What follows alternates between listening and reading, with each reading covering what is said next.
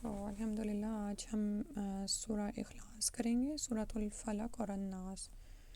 یہ تو تینوں صورتیں معوذات بھی کہلاتی ہیں اور صبح و شام کے اذکار میں شامل ہیں، رات سونے سے پہلے کے اذکار میں شامل ہیں، اور اسی طرح ہر نماز کے بعد بھی ان کو پڑھا جاتا ہے، ٹھیک ہے۔ اور بہت ہی خوبصورت صورتیں ہیں اور اللہ تعالیٰ سے ایک تعلق قائم ہوتا ہے اور ہم ہر وقت اس کی پناہ میں رہتے ہیں، ٹھیک ہے۔ اس کے علاوہ جو آخری دو صورتیں ہیں ان کے ذریعے سے رسول صلی اللہ علیہ وسلم کا جادو کے توڑ کے لیے علاج بھی کیا گیا تھا، ٹھیک ہے۔ شروع کرتے ہیں، بسم اللہ الرحمن الرحیم۔ سورۃ الاخلاص۔ قل هو اللہ احد، قل سے ہوا ہی، اللہ از اللہ، احد دی ون۔ رسول اللہ صلی اللہ علیہ وسلم کو کہا جا رہا ہے آپ صلی اللہ علیہ وسلم کہہ دیجئے کہ اللہ ایک ہے۔ اچھا، اب یہاں پر اللہ سبحانہ وتعالیٰ کا تعارف دراصل پیش کیا جا رہا ہے، اور سورہ الاخلاص کے بارے میں آتا ہے کہ یہ مضمون کے اعتبار سے تہائی قرآن ہے، ٹھیک ہے۔ اور یعنی آپ یہ دیکھیں کہ قرآن میں 3 طرح کے مضامین پائے جاتے ہیں، یعنی ٹاپکس جو 3 طرح کے مین جو ہیں، اس میں ایک وحدانیت ہے، اللہ تعالیٰ کے اکیلا ہونے کا ذکر ہے۔ اس کے بعد رسالت، یعنی رسول اللہ سبحانہ وتعالیٰ نے دنیا میں بھیجے عام لوگوں کی رہنمائی کے لیے، اور بھیجنے کا مطلب یہ تھا کہ وہ عام انسان ہی تھے لیکن ان پر اللہ کی طرف سے وحی آتی تھی، ٹھیک ہے۔ تو وہی جس طرح ہمارے ہاتھوں میں قرآن ہے نا، اس طرح جیسے رسول صلی اللہ علیہ وسلم کے پاس بھی قرآن نہیں تھا ہوتا، بلکہ جبریل علیہ السلام نبی صلی اللہ علیہ وسلم پر اس وحی کو القاء کرتے تھے۔ تو آپ صلی اللہ علیہ وسلم لوگوں کو بتاتے تھے کہ مجھے یہ اللہ کا پیغام آیا ہے، ٹھیک ہے۔ تو پھر جو نام ماننے والے ہوتے تھے وہ اس بات کا انکار کر دیتے تھے اور کہتے تھے کہ آپ خود ہی اس کو گھڑ کے لے آئے، نعوذ باللہ، ٹھیک ہے۔ تو قرآن میں اس موضوع پر بھی بات کی گئی ہے۔ تیسرا جو موضوع ہے قرآن میں وہ بعث بعد الموت کا ہے، یعنی کہ ہمیں مرنے کے بعد دوبارہ اٹھایا جائے گا، ہم ضرور ایک اور زندگی دیے جائیں گے جس میں ہم سے اس زندگی کے بارے میں سوال کیا جائے گا، ٹھیک ہے۔ تو یہ 3 طرح کے مضمون قرآن میں موجود ہیں، ان کے بارے میں جو عقائد ہیں اور جو تفصیلات ہیں وہ ہمیں مختلف آیات میں ملتی ہیں۔ اسی طرح قرآنی یعنی کہ تاریخ کے قصوں کے ذریعے سے اور کائنات میں غور و فکر کروا کے انسان کو سمجھایا گیا ہے، ٹھیک ہے۔ اب اس صورت میں جو اللہ کی وحدانیت کا موضوع ہے وہ زیر بحث ہے۔ تو یہاں پر آپ یہ دیکھیں، قل هو اللہ احد، آیت کے انداز سے معلوم ہو رہا ہے کہ کسی سوال کا جواب دیا جا رہا ہے، یعنی نبی صلی اللہ علیہ وسلم سے کوئی سوال ہوا اور اس کا جواب اللہ تعالیٰ کی طرف سے آ رہا ہے، اور وہ کیا تھا کہ اللہ کے اکیلے اور وحدہ لا شریک ہونے پر کفار کا تعجب، یعنی کافر حیران ہوتے تھے کہ ایک اکیلا اللہ ہی ساری کائناتوں کا مالک ہے اور اسی کے سارے اختیارات ہیں، ٹھیک ہے۔ تو یہاں پر یہ کسی سوال کا جواب دیا جا رہا ہے۔ آپ صلی اللہ علیہ وسلم اکیلے اللہ کی توحید کی دعوت دے رہے تھے، جبکہ دوسری طرف ہم دیکھتے ہیں کہ دور نبوی کی ساری دنیا ہی طرح طرح کے شرک میں مبتلا تھی، ٹھیک ہے۔ تو اللہ تعالیٰ کی ذات کے بارے میں آپ صلی اللہ علیہ وسلم سے کئی بار سوال ہوا اور کئی قسم کے فرقوں کی طرف سے ہوا۔ سب سے پہلے یہ سوال مشرکین مکہ نے اٹھایا تھا، اور مشرکین مکہ کے ہاں کیا تصور تھا کہ وہ ہر خوبصورت پتھر کو معبود بنا لیتے تھے، یعنی جو بھی پتھر انہیں اچھا لگتا تھا نا اس کو گھر لا کے رکھ لیا کہ یہ میرا معبود ہے، اس کے سامنے بیٹھ کے جیسے اعتکاف کرنا، اس سے دعائیں کرنا۔ اور اسی طرح دوسرا ان کا شرک کیا تھا کہ فرشتوں کو اللہ کی بیٹیاں قرار دیتے تھے۔ تو اس میں ہم اب یہ حدیث پڑھتے ہیں، کتاب و تفسیر میں آئی ہے، ترمذی کی حدیث ہے۔ سیدنا ابی بن کعب فرماتے ہیں کہ مشرکوں نے آپ صلی اللہ علیہ وسلم سے کہا کہ اپنے رب کا ہم سے نسب بیان کرو، یعنی وہ کیسا ہے۔ تو اللہ تعالیٰ نے یہ صورت اتار دی کہ آپ انہیں کہہ دیں کہ وہ اکیلا ہے، اللہ صمد ہے۔ صمد کا مطلب ہوتا ہے بے نیاز ہے، ٹھیک ہے، اور جو نہ کسی سے پیدا ہوا اور نہ کوئی اس سے پیدا ہوا، اس لیے کہ جو کسی سے پیدا ہوگا وہ ضرور مرے گا، اور جو مرے گا اس کا کوئی وارث بھی ہوگا۔ اللہ نہ مرے گا اور نہ اس کا کوئی وارث ہوگا اور نہ اس کا کوئی کف ہے، یعنی کوئی اس کے برابر کا بھی نہیں۔ کف کو آپ اس طرح سمجھ لیں کہ جیسے ہم پاؤں میں جوتے پہنتے ہیں نا، تو 2 ہوتے ہیں، ایک کی طرح کا دوسرا ہوتا ہے، یا جوڑا، ٹھیک ہے۔ تو اللہ کی تو کوئی مثال ہی نہیں ہے۔ راوی کہتا ہے کہ کف کے معنی یہ ہیں کہ نہ کوئی اس کے مشابہ ہے اور نہ برابر ہے، اور اس کی مثال کوئی چیز نہیں۔ مشرکوں کے بعد جس نے بھی آپ صلی اللہ علیہ وسلم سے اللہ کے بارے میں آپ سے سوال کیا تو آپ صلی اللہ علیہ وسلم یہی صورت پڑھ کر سنا دیتے تھے، ٹھیک ہے۔ تو اب یہاں پر ہمیں معلوم ہوتا ہے کہ اللہ سبحانہ و تعالیٰ کی ذات اکیلی ہے، وہ وحدہ لا شریک ہے. جیسے ایک اور جگہ پر آتا ہے کہ هو اللہ الواحد القہار، اللہ وہ ہے جو اکیلا ہے، سب کو دبا کر رکھنے والا، یعنی سب پر اللہ سبحانہ و تعالیٰ کا غلبہ ہے. ٹھیک ہے. اور یہاں پر بتایا گیا کہ اللہ ایک ہی ہے، دو نہیں ہے، دو کیا، تین بھی نہیں، چار بھی نہیں، بہت بھی نہیں ہے. ٹھیک ہے، صرف وحدہ لا شریک ہے. کیونکہ آپ یہ دیکھیں مجوسی کیا کہتے ہیں، آگ کو جو آگ کی عبادت کرتے ہیں، وہ کہتے ہیں کہ نیکی کا خدا یزدان ہے اور بدی کا خدا ارحمن ہے. ٹھیک ہے. عیسائی کیا کہتے ہیں کہ تین ہیں، نعوذ باللہ، باپ، بیٹا اور روح القدس، تینوں خدا ہیں. اور پھر نعوذ باللہ اتنا زیادہ کنفیوز کرتے ہیں وہ دین کے بارے میں کہ کہتے ہیں کہ تینوں مل کر بھی ایک ہی خدا بنتا ہے. آپ میں سے اگر کبھی کوئی کیتھولک اسکول گیا ہو اور وہاں پہ پڑھائی ہوتی ہے اور جو ان کے عقائد ہوتے ہیں، تو یعنی کہ اتنا کنفیوزنگ ہے ان کا دین کہ لائک یعنی کہ اوبویس ہے کہ وہ کسی حق پر نہیں ہے. ٹھیک ہے. اور اسی طرح ہندوؤں کا کیا عقیدہ ہے کہ وہ 33 کروڑ بھی نہیں بلکہ بے شمار دیوی دیوتاؤں کی تعداد کو شمار کرتے ہیں. ٹھیک ہے. تو یہاں پر بتایا گیا کہ اللہ صرف وحدہ لا شریک ہی ہے. ٹھیک ہے. اب یہ جو میں نے ابھی باتیں کی ہیں، آپ یہ دیکھیں گے موجودہ دور میں بھی آپ کو یہی ساری باتیں پیش آتی ہیں. ٹھیک ہے. بہت سے لوگ کیا ہیں کہ کسی کو مانتے تو ہیں، یعنی کوئی خدا ہے، بھگوان ہے، یا کوئی سپر نیچرل کوئی چیز ہے جس نے پیدا کیا ساری کائناتوں کو، لیکن اس کے بعد ان کے عقائد عجیب سے ہیں. ٹھیک ہے. کچھ کہتے ہیں کہ وہ پیدا کر کے بس وہ ایک سائڈ پہ ہو گیا، اب اس کا کوئی رول نہیں ہے تخلیق میں، نا ساری چیزیں ایز اٹ سیلف ہی چل رہی ہیں. ٹھیک ہے. اور جیسے اب ہندوؤں کا کیا حال ہے کہ وہ حتیٰ کہ جانوروں کی بھی عبادت نہیں چھوڑتے. چوہے ہیں تو ان کو انہوں نے کچھ نہیں کہنا، ان کے ملک میں چاہے وہ کچھ بھی کرتے پھریں.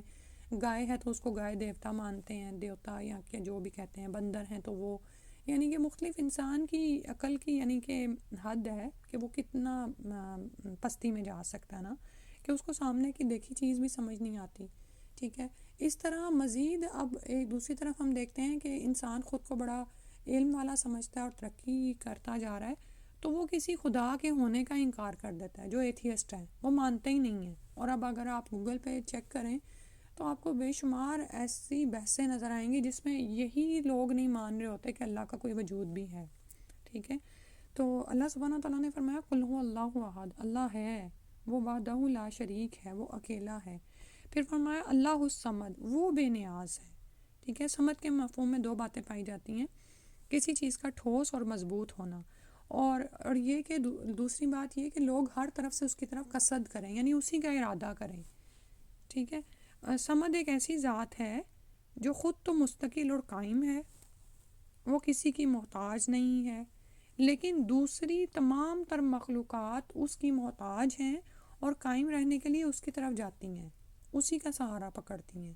ٹھیک ہے.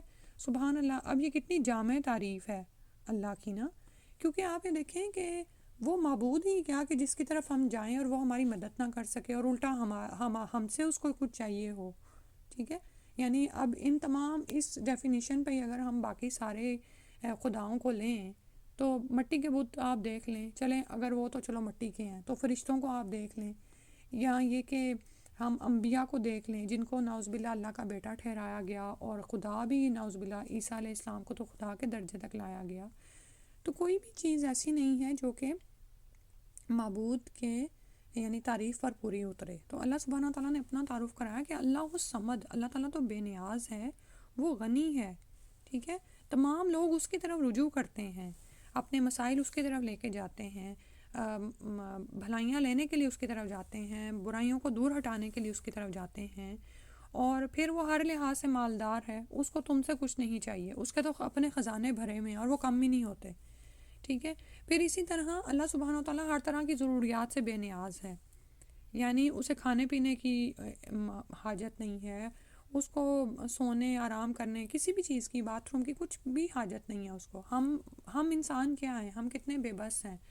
ہم تو اگر چاہیں کہ ہم نہ سوئیں تو ہم ایسا ہو نہیں سکتا. یعنی نیند ایک ایسی چیز ہے کہ ہم اس پر کنٹرول نہیں کر سکتے.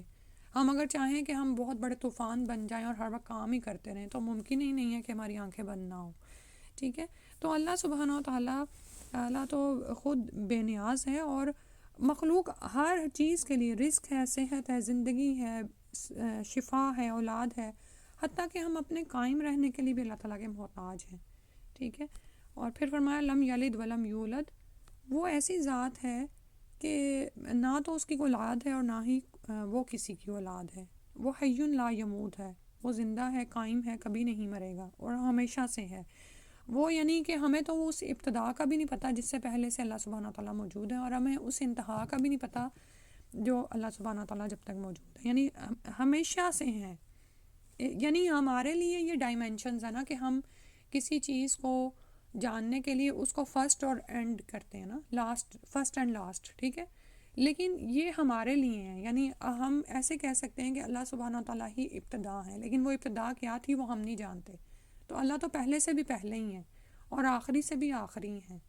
ہم تو سمجھ ہی نہیں سکتے، ہمارا تو علم ہی محدود ہے. سبحان اللہ. تو اللہ تعالیٰ کے وہ اللہ تعالیٰ کی قدرت اور عظمت ہے، انہیں کسی نے نہیں پیدا کیا، ٹھیک ہے. اور اگر اللہ تعالیٰ نعوذ باللہ کسی کے اولاد ہوتے تو پھر تو یعنی کہ اللہ سے بھی نعوذ باللہ بچے ہوتے. اور پھر آپ یہ دیکھیں کہ اولاد اور والدین کا سلسلہ ہمیں دنیا میں نظر آتا ہے کہ جب اولاد فوت ہو جاتی ہے تو وراثت جاتی ہے ماں باپ کو، یا ماں باپ فوت ہوتے ہیں تو بچوں کے لیے وراثت چھوڑ جاتے ہیں، ٹھیک ہے. تو اللہ سبحانہ و تعالیٰ کے ساتھ تو کچھ ایسا بھی نہیں ہے.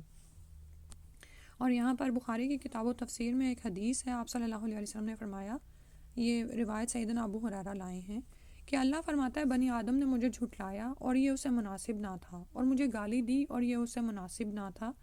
یعنی یہ اب انگلش میں اب اس کو کیا کہیں گے کہ یعنی وہ ایسا نہ کرے، ٹھیک ہے.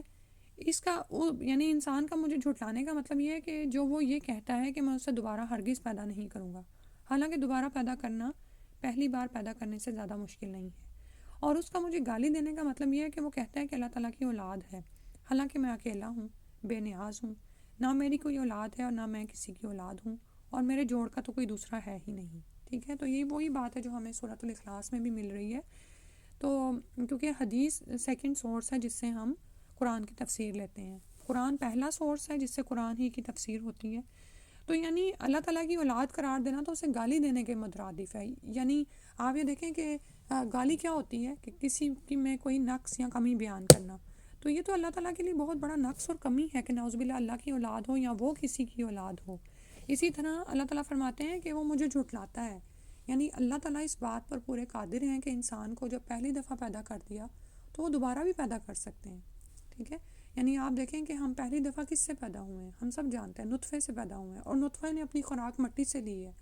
تو یہ تخلیق اگر انسان کو سمجھ آ جاتی ہے تو پھر دوبارہ اس کو پیدا کرنا کیا مشکل ہے اللہ کے لیے. اور ویسے بھی آپ دیکھیں انسانوں کے لیے کیا ہوتا ہے کہ پہلا کام مشکل ہوتا ہے، پہلی دفعہ کرنا مشکل ہوتا ہے، لیکن سیکنڈ ٹائم تو وہ آپ کے لیے اتنا مشکل نہیں رہتا. پھر فرمایا ولم یکن لہ کفوا احد، اور اس کا تو کوئی ہمسر ہی نہیں ہے، ہم پلہ یعنی اس کے برابر کا کوئی اس کا جوڑ نہیں ہے. جیسے کہ اسی بات کو اللہ تعالیٰ نے ایک دوسری جگہ پر فرمایا قرآن میں، لیسا کمثلہ شیء وہو السمیع البصیر، ٹھیک ہے. تو سبحان اللہ، یہ سورہ ہمیں اللہ سبحانہ و تعالیٰ کا تعارف پیش کرتی ہے، ٹھیک ہے. اور اس کو ہم نے کیا کرنا ہے کہ جیسے ابھی میں نے بتایا کہ یہ 1/3 قرآن ہے، تو اگر آپ چاہیں کہ 1/3 قرآن پڑھیں تو ہم سورہ اخلاص ہی اپنی نمازوں میں پڑھیں. اور ایک صحابی کی عادت تھی کہ وہ ہر نماز کے ساتھ سورہ الفاتحہ کے ساتھ سورہ اخلاص پڑھتے تھے. سبحان اللہ. اللہ سبحانہ و تعالیٰ ہمیں بھی یہ توفیق عطا فرما دے. اس کے بعد اگلی سورہ کرتے ہیں. مجھے تھوڑا سا بریک دیجیے گا، میں ابھی آتی ہوں.